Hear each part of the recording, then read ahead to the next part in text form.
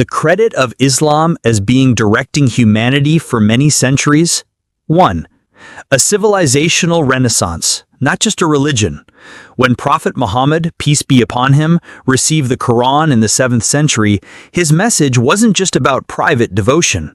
Islam laid out an entire framework and methodology for life. Justice in governance, ethics in business, rights in family, compassion in community, duty to learn and reflect. This inspired Muslims not to retreat from the world, but to build within it, to take revelation and apply it to reality. And Muslims succeeded. Within a century, Muslims had united diverse peoples under a shared vision, stretching from Spain to India. 2. The birth of the Golden Age. Between the 8th and 14th centuries, the Islamic world became the center of global learning.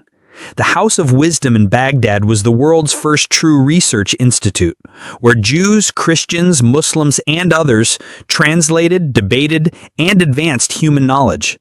Al-Khwarizmi pioneered algebra. His name gave us the word algorithm.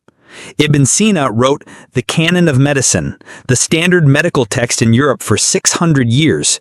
Al-Razi described contagious diseases and ethics in medicine. Ibn al-Haytham founded experimental physics and developed the first real theory of optics.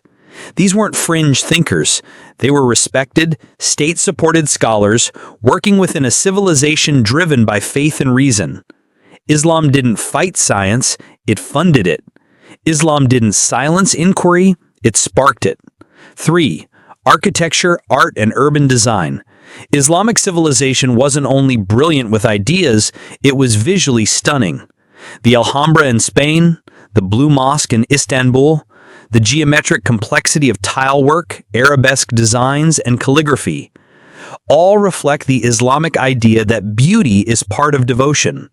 Cities like Cordoba, Cairo, and Samarkand had paved roads, libraries, hospitals, and universities centuries before many parts of Europe. Why? Because the Prophet, peace be upon him, said, "God is beautiful and loves beauty." Art and infrastructure weren't just functional, they were spiritual acts. 4. A culture of literacy and learning. Unlike many pre-modern societies, Islam put reading and writing at its core. The Quran begins with the word read. Seeking knowledge wasn't optional, it was a religious obligation. This gave rise to thousands of libraries, some holding hundreds of thousands of volumes. Also, women scholars who taught jurisprudence and narrated prophetic traditions.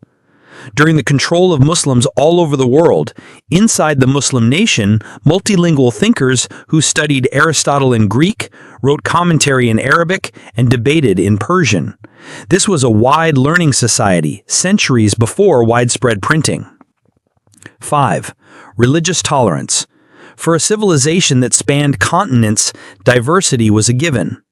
Islamic rule allowed Jews, Christians, Hindus, and others to practice according to their faith, govern their own family and civil matters, participate in trade, diplomacy, and academia.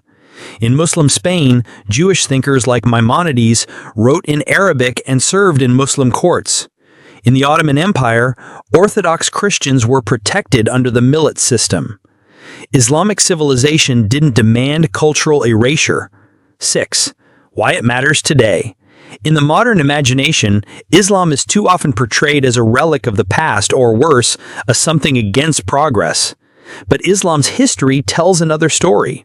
Islam directed a civilization where science and faith worked side by side. Diversity and unity weren't big problems. Spirituality and social justice were both moral imperatives.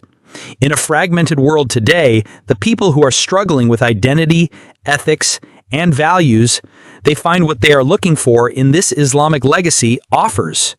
Final thought. Giving credit where it's due. Islam's role in shaping a great civilization is not a Muslim claim, it's a historical fact. From math to medicine, from law to literature, Islam channeled faith into flourishing. But it does mean the ideas at the heart of Islam, justice, learning, dignity, and compassion, built something extraordinary. So the next time you think of Islam, don't just think of religion. Think of a civilization that shaped the world and still has wisdom to offer it.